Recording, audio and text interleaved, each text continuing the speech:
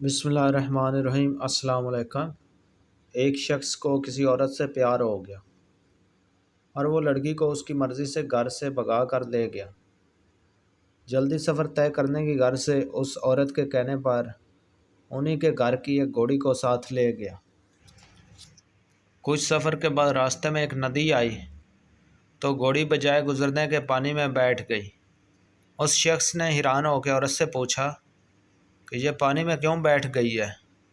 تو عورت نے جواب دیا کہ اس کی ماں بھی بیٹھ جاتی تھی، اس لیے یہ بھی پانی میں بیٹھ گئی ہے۔